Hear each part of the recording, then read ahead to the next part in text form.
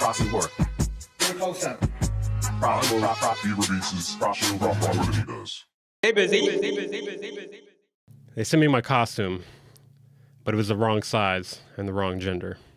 What's going on today, guys? Welcome back to episode of WNN, your source for the music production news. We have some interesting stories for you today.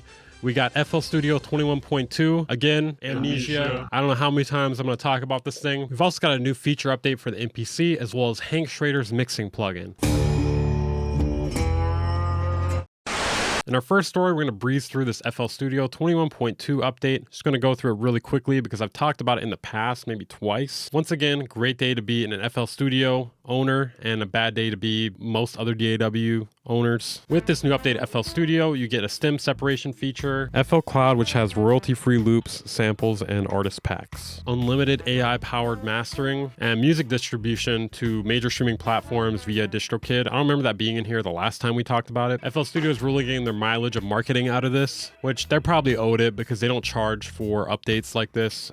They probably could and get away with it, but don't do it. Don't do it, okay? You guys are the only ones doing something kind of good. You didn't hear that, right, Ableton? We're still cool, right? FL Cloud includes free features for people that already own FL Studio, but you can pay $7.99 a month or $79.99 annually. Currently $49.99 at an intro price for additional features. You do get a 1-month free FL Cloud trial if you want to check that out. Let's check out the video. Probably the same as other video. I like how they have these added drivers on top of the Yamahas here. You know, just so Yamaha isn't like, those are our speakers. And to complete the journey, access to music distribution to all major music platforms such as Spotify, Apple Music, and TikTok. DistroKid still undefeated with the absolute worst tech support you could ever get. Customer support, whatever. Good to see they're adding more customers that they will not be able to support when an issue will arise. Then we'll show our new stem separation feature, Pretty Colors. Okay, pretty colors. I'm in. You can now browse FL Cloud for royalty. Honestly, this is really good as long as it doesn't mess with the stability, because I could see this messing with the stability in audio programs. Free samples directly in the FL Studio browser. They're trying to get in that Splice market. Be careful, Splice. You know, I wouldn't be surprised if in the future they just partner up with Splice. Maybe.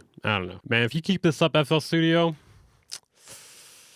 I'm gonna have to cheat on Ableton, I think. Choose CD to win the loudness war. Okay, you're not winning the loudness war at 9 LUFS, okay? Not unless you're doing an ambient track. Ever wanted to release your music on the major music platforms?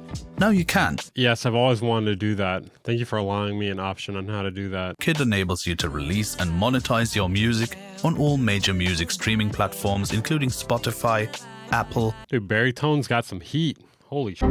Manage your music directly via your... Okay, never mind. What the f is that? You can now use our new stem separation algorithm to dissect your audio files into stems. Right, that's what I'm going to be using it for. Yeah, I'm using it strictly for analysis.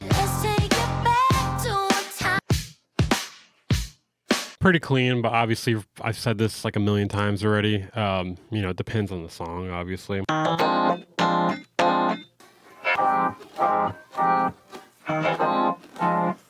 It's actually a little bit rough once you compare it with the rendered stems, but that's brave of them to do that. I haven't seen too many platforms willing to do that. Custom waveform gradients. In FL Studio 21.1, we introduced colored waveforms. Now we've added the option to customize the waveform colors with a gradient. Totally unnecessary feature, but I respect it. Or adjust the frequency bands and choose the colors so the separation is more apparent and easier to see.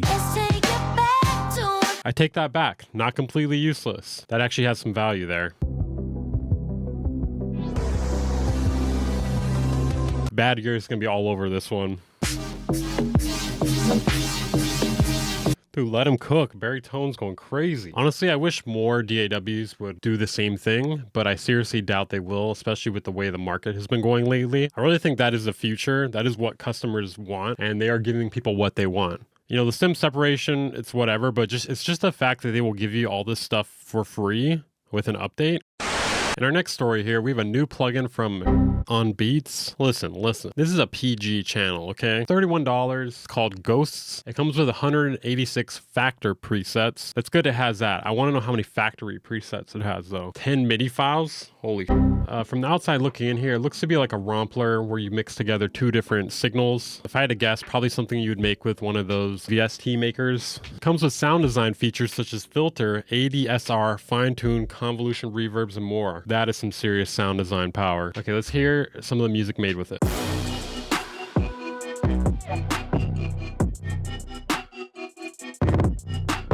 You might be giving Barry Tone a run for his money here. Sounds okay, nothing special, but again, the price is only $31. Ghost is all about giving you the tools to make music that's as unique as you are. All right, let's tone it down a bit here. I mean, first off, a lot of producers are making really similar sounding stuff to each other. Or maybe that's what it's saying. It's saying we're not unique, so we're gonna play stuff from this, which is not super unique too. Okay, this is 4D, I like that. Drill, or even EDM, this VST has a sound. Even EDM? What? Other genres? Whatever. But EDM? Effects like convolution reverb, filter, ADSR, EQ, and more. I feel like they listed almost every single effect in there. So when you say and more, you might as well, instead of saying and more, just list the last effect there that you didn't say. Beats is out right now. Halftime? Halftime? You know what we do when we hear halftime, right? What the fuck? In our next story here, we're going to talk about some interesting things that DJ Shadow said in an interview. Specifically, he talks about how he's not a fan of making a bunch of beats and instead focusing really hard on a few of them. So I'm not gonna lie, I do not have time to listen to his entire interview for this segment here. So what I'm gonna do is instead pick apart what Music Tech has listed here as the most interesting things and give my opinions on them. So obviously DJ Shadow, incredibly legendary producer, so his opinion is very valuable whether you agree on it or not. DJ Shadow revealed that he prefers to exhaust every avenue when making a beat as opposed to making 60 beats in one night. I do think there are two sides to this discussion. And I know everyone here is focused on quality. Maybe not everyone is focused on quality, but that is generally what is most important to people. Now, the side he's talking about, exhausting every avenue within one beat, is to see how many different ideas you can put on the track or how many different directions you could take it, maybe finding a better way eventually, or maybe a certain melody takes it to another level, certain bass line, etc. People making 60 beats in one night, I believe what they are focusing on is trying to get the best starting point to make a full track or, make the best beat possible. I mean, some people are just like a factory and they just make 60 mid beats or whatever, right? I'm a factory. I do a little bit of both personally. I do believe they are both valid options though, especially if you're gonna be trying to focus on quality with those 60 beats as opposed to making 60 and then just not making them as good as they can be at any point. Not all of them obviously, but the ones that are the best ideas. One thing I find interesting about this is how he mentions that his studio is underneath his house. For some reason, a lot of the greatest beat makers and producers of all time have had basement studios. In fact, I'm locked up in the basement right now. Help. Please send help.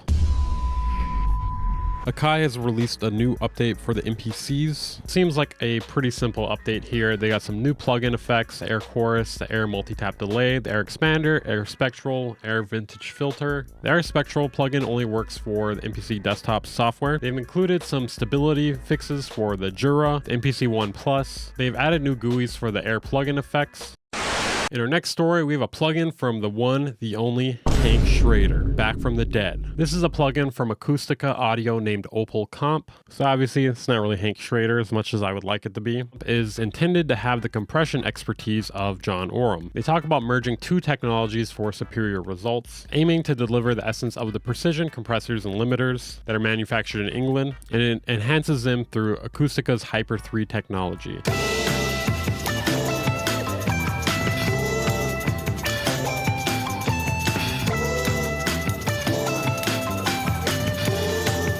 This is a very odd trailer because the way they've spaced out the words makes it not easy to read. Not that it's not legible, but it's something that you have to focus to read.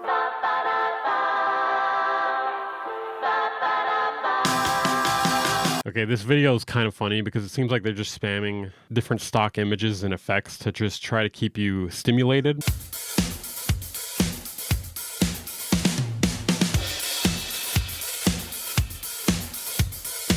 Sounds pretty good. No real complaints there. This plugin is normally 109 euros, but it's 59 euros currently until November 23rd. It also includes a 30-day free trial. Acoustica Audio has also released another plugin, this one named Salt, which is a 5-band mixing EQ, also featuring their Hyper 3 technology. What seems most interesting about this one is it aims to have that analog sound, but in particular, this one has the feature where you can smoothly adjust the frequencies instead of having it snap to frequencies like many traditional analog EQs do. Another thing that seems interesting about this is how they claim it has the ability to preserve, attenuate, or emphasize transient associated frequencies, which will improve clarity and separation between instruments in the mix. One thing I appreciate about the website is they are not overloading you with a bunch of short reviews. Instead, we have one somewhat short review from Mixbus TV here. It makes it feel a bit more trustworthy than when you have a bunch of well-known industry names giving you a single sentence. 229 euros normally, pretty expensive, 99 euros on sale until November 15th. Once again, we have some extremely breaking news. Always happens when I do a video like this. I'm about to press upload. Okay, it looks like Fabfilter Pro-R 2 is coming out very soon. Let's take a look at the video and we'll see what we got here.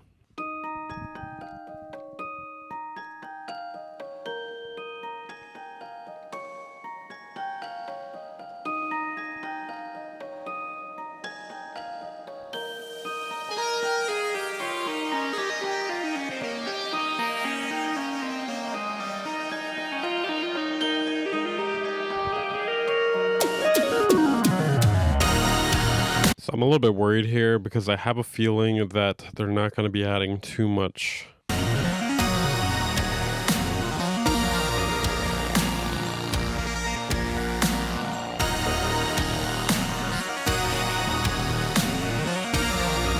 So it looks like impulse response, the Atmos thing, take it or leave it, don't really care, as long as it doesn't make the price jump up way too high. Ducking and autogate, saw that there. That looks good.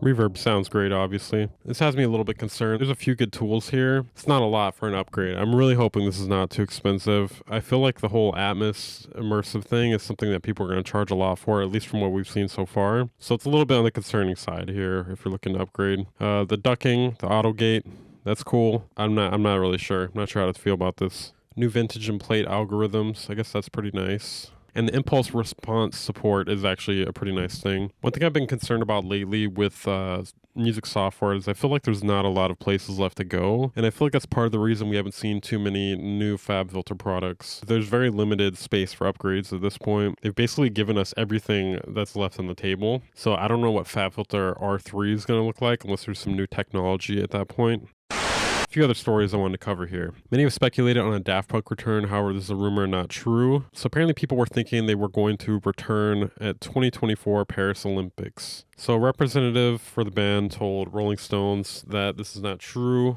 I would not doubt that at some point there will be a return of Daft Punk though. I think it's like a really big marketing scheme a lot of the times when artists retire. Like, they don't usually plan to retire forever. I feel like it's just become way too common lately, so I'll be surprised if they never return. I don't know, it's going to be going on 3 years, though, at that point, so maybe it's possible. I wouldn't be surprised. Well, they did give people that drumless version of their album. It's kind of a nice prank. Appreciate that. Okay, then we got one more thing here. Salami. Yeah, I know, it's probably Salome or Salome, but I would like to call it Salami. It is an MPE audio sampler for iOS. It is $6.99. So it is a tool for recording or importing sounds, turning them into seamless loops, and then playing them polyphonically through MPE or MIDI. So the MPE support is nice here. Works on iPhone, iPad, ARM, Intel.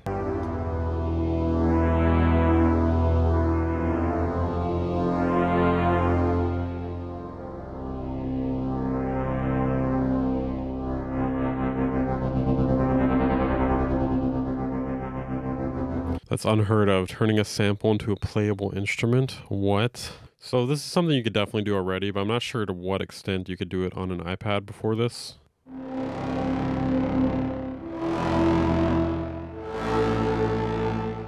Really don't feel like this is the best demo.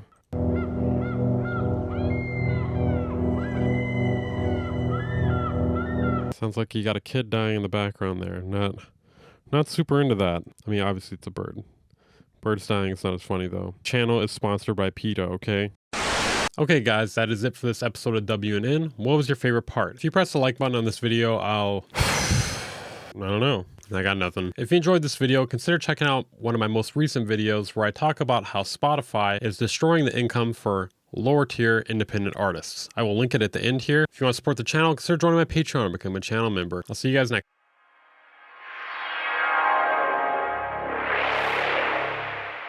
Bang Incorporated.